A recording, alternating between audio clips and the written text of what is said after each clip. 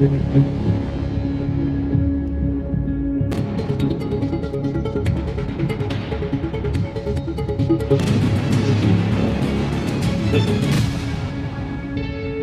जो सीडीएस है Anil Chauhan, he has gone to Armenia. Armenia is interested in अस्त्र BVI defense systems. Operation सिंदूर 2 का तरीकाकार कुछ तब्दील हो गया और तरीकाकार ये है कि इंडिया ने अपने चेले किराए के कातिल हायर किए हैं जो कि अफगानिस्तान के थ्रू यहां आते हैं और अटैक करते हैं। जो पाकिस्तान की फॉल्ट लाइंस हैं उनको आप एक्सप्लॉइट करें। हमने बदला लेना है कश्मीर का, जिस तरह हमने बंगालियों को बांग्लादेश लेके दिया, यही काम हम बलूचिस्तान के लिए कर सकते हैं। You're in a state of war.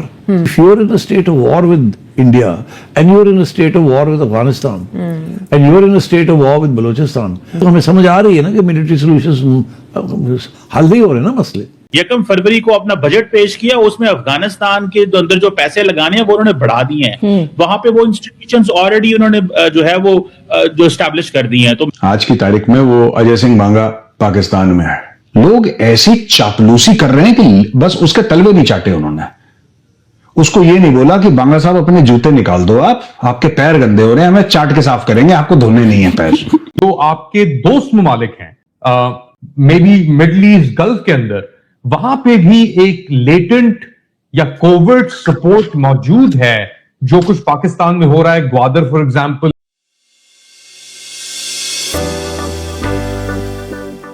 नमस्कार दोस्तों, पिछले कुछ दिनों से पाकिस्तान की हालत काफी ज्यादा बुरा है, जहां पर 2 बड़े बड़े टेररिस्ट इंसिडेंट हो गए हैं एक हफ्ते में ही। और उसके बाद ये पाकिस्तानी कहते हैं कि भारत ने ऑपरेशन सिंदूर 2.0 लॉन्च कर दिया है, जहां पर भारत BLA और TTP को यूज कर रहा है पाकिस्तान के टेररिस्ट इंसिडेंट्स करवाने के लिए। हालांकि ये पाकिस्तानी के खुद स्पाई एजेंसी ISI को ये पाकिस्तानी नंबर 1 एजेंसी कहती है। लेकिन एक हफ्ते में ही 2 बड़े बड़े टेररिस्ट इंसिडेंट्स हो गए हैं, लेकिन इनकी ISI खुफिया एजेंसी को पता तक नहीं चला। नहीं पता ये ISI कौन सी नशा करके सोई हुई है। और दोस्तों, पाकिस्तान के साथ साथ अब भारत एक्शन ले रहा है पाकिस्तान के साथ देने वाले देश जैसे कि टर्की और अज़रबैजान के खिलाफ, जहां पर भारत आर्मेनिया जो कि टर्की और अज़रबैजान का दुश्मन देश है उन्हें वेपन्स प्रोवाइड कर रहा है। और इस वीडियो के स्टार्टिंग में ही आपने देखा होगा, उन वेपन्स को देखने के लिए खुद हमारे CDS आर्मेनिया गए हुए हैं। चलिए इसी पर आगे पाकिस्तानी मीडिया का रिएक्शन देखते हैं। बात तो यह है कि आपने बिल्कुल राइटली कहा कि ये ही ऑपरेशन सिंदूर 2.0 है। इंडिया एक सस्ती जंग लड़ने का आदी है। इंडिया आपने देखा होगा अभी जो जनरल निर्वाणे फॉर्मर 4 स्टार जनरल की बुक आई है, आप उस बुक में देखें क्या कहते हैं। वो यही कहते हैं कि नरेंद्र मोदी तो फैसला ही नहीं कर सकते, वो तो लड़ ही नहीं सकते और वो ना ही अपनी फौजों को लड़ा सकते हैं। वो तो उनके अंदर तो हिम्मत ही नहीं है कि वो डिसीजन मेकिंग में कुछ कर सकें। वो तो करना है आप खुद कर लो। लेकिन यहां पे वो क्या कर रहे हैं पाकिस्तान के केस में, वो समझते हैं कि हमारी फौज नहीं लड़ सकती, बड़ी जंग ना लड़ो, पाकिस्तान को इस दहशतगर्दी में के चक्कर में इंगेज रखो। और उन्होंने पाकिस्तान के दोनों फ्रंट्स खोले हुए हैं। एक तरफ बलोचिस्तान में देखिए जहां पे BLA को फंडिंग है, दूसरी तरफ अफगानिस्तान। और मैं आपको बताता चलूं, ये जो इंडिया ने 1 फरवरी को अपना बजट पेश किया, उसमें अफगानिस्तान के अंदर जो पैसे लगाने हैं वो उन्होंने बढ़ा दिए हैं। वहां पे वो इंस्टीट्यूशंस ऑलरेडी उन्होंने जो है वो जो एस्टैब्लिश कर दी हैं। तो मैं ये समझता हूं कि पाकिस्तान क्या कर रहा है, एक है हमारे काइनेटिक ऑपरेशन जो चल रहे हैं, दूसरा ये है कि हम स्ट्रेटेजिक लेवल पे अपने लोगों को भी बता चुके हैं कि इंडिया है और अफगानिस्तान है, ये क्या कर रहे हैं। तीसरी है इंटरनेशनल कम्युनिटी। इंटरनेशनल कम्युनिटी ने ये रिस्पांस दिया कि उन्होंने कंडेम किया इन वाकयात को, लेकिन क्या हमने जो अकाउंटेबिलिटी जो उसको ठहराया अकाउंटेबल इंडिया को और अफगानिस्तान पे, उस पे इंटरनेशनल कम्युनिटी की क्या ओपिनियन है। और मैं समझता हूं यहां पे काम करने की जरूरत है। हम इसमें बहुत कमजोर हैं। ग्लोबल पब्लिक ओपिनियन तो आपके साथ है, लेकिन जो डायरेक्शन हम इंडिया की तरफ लेके जा रहे हैं वो लिंक देने की जरूरत है। और दुनिया ये बोले कि इंडिया पाकिस्तान में दहशतगर्दी करा के हमारी तरक्की को रोकना चाहता है। सारा कुछ बंद है। आप किसी किस्म की पेशकदमी नहीं हो रही है टू अच्छा जी आप ये ना करें, हम ये नहीं करते, ये ना करें, ये चीजें चलती है ना, बिल्कुल नहीं है, बंद है। You're in a state of war. तो अगर आप if you are in a state of war with India and you are in a state of war with Afghanistan and you are in a state of war with Balochistan और उसके लिए आप सिर्फ military solutions ढूंढ रहे हैं, तो हमें समझ आ रही है ना कि मिलिट्री सोल्यूशंस हल नहीं हो रहे ना मसले। क्या आपका ख्याल है वो टेररिज्म कम हो गई है? हमें हर रोज बताया जाता है कि जी इतने लोग मार दिए, उनके इतने लोग मार दिए, और फिर भी वो आ रहे हैं। तो आई थिंक थोड़ी बहुत नेशनल सिक्योरिटी एस्टैब्लिशमेंट को रीथिंक करना पड़ेगा। कोई पॉलिटिकल की इनिशिएटिव्स भी हमें कोई नजर आने चाहिए ताकि कुछ प्रोग्रेस हो। अब डेडलॉक है विद द काबुल गवर्नमेंट, बिल्कुल डेडलॉक है। अब वो आप कहते हैं जी कि वो नहीं हमारी बात सुनते, तो होल पॉइंट ऑफ नेगोशिएशन इसके आप कोई बात आगे बढ़े, मगर हम भी फिर थोड़ा सा हो जाते हैं, अच्छा जी नहीं सुनते तो फिर ठीक है, तो फिर कोई अल्टरनेटिव तो हमें बताएं कि अगर आपने मिलिट्री करना है तो देन लेट्स सी।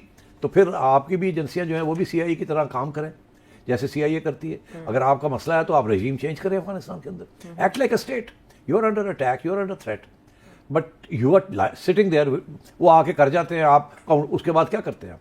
आप अपनी बॉडीज को गिनते हैं, आप स्टेटमेंट्स देते हैं, आप कंडेम करते हैं, उसके अलावा आप क्या कर रहे हैं? आपने इंडिया डिफेंस मिनिस्टर साहब ने इंडिया के ऊपर इल्जाम लगा दिया कि उनका हाथ है, सबको पता है उनका हाथ है, बट उसके साथ मसला तो हल नहीं होता ना। तो how are you going to resolve some of these issues? तो आई थिंक ठीक ठाक किस्म की डिप्लोमेसी की जरूरत है ताकि आप अपने दोनों बॉर्डर्स को प्रोटेक्ट करें। तो आई थिंक बिकॉज ये हल नहीं हो रहा मिलिट्री एक्शन के साथ, लोकल भी अब इश्यूज बनते जा रहे हैं इस वजह से।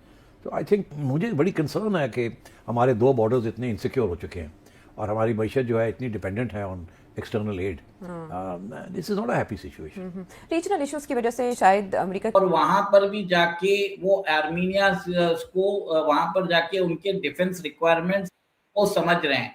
बताया जाता है कि आर्मीनिया इज इंटरेस्टेड इन अस्त्रा बीवी डिफेंस सिस्टम्स, और उसके अलावा आकाश मिसाइल डिफेंस में भी इंटरेस्टेड है, ब्रह्मोस में भी इंटरेस्टेड है। इनफैक्ट उन्होंने भारत ने तो ऑफर भी कर दिया कि सुखोई 30 MK1 का customization, upgradation, repairs and maintenance हम कर देंगे। तो देखिए आर्मीनिया और मलेशिया दोनों के पास सुखोई 30 जेट्स है, दोनों ने रशिया से खरीदे हैं, पर अब रशिया क्या है इतना इन्वॉल्व हो गया है यूक्रेन वॉर में कि वो इनको कस्टमाइज नहीं कर पा रहा, उसके ऊपर कोई सर्विस प्रोवाइड नहीं कर रहा है। पर भारत के हिंदुस्तान एरोनॉटिक्स लिमिटेड ने पूरे एयरक्राफ्ट को भारत के हिसाब से कस्टमाइज किया है। अब ये दोनों कंट्रीज चाहते हैं कि भारत जो है इसको उनके हिसाब से कस्टमाइज कर दे। तो ये एक बहुत बड़ा अपॉर्चुनिटी मुझे लग रहा है ये आने वाला है। और सबसे अभी बात ये भी है कि भारत जो है अभी ट्राई कर रहा है कि ये जो डिफेंस डील्स हो जाए उसके साथ कॉम्प्रिहेंसिव इकोनॉमिक पार्टनरशिप अग्रीमेंट भी जो मलेशिया है उसके साथ वो फ्री ट्रेड अग्रीमेंट की भी बातचीत कर रहा है। देखिए सबसे बड़ी बात है कि मलेशिया जो है, हम मलेशिया को बोल रहे हैं कि हम जॉइंट पेट्रोल करते हैं मलाक्का स्ट्रेट पे। तो अगर जॉइंट पेट्रोलिंग का अगर कॉन्सेप्ट आ जाता है तो चाइनीज इन्फ्लुएंस जो है उसको हम एक तरह से काउंटर कर सकते हैं in the Indian ocean reason.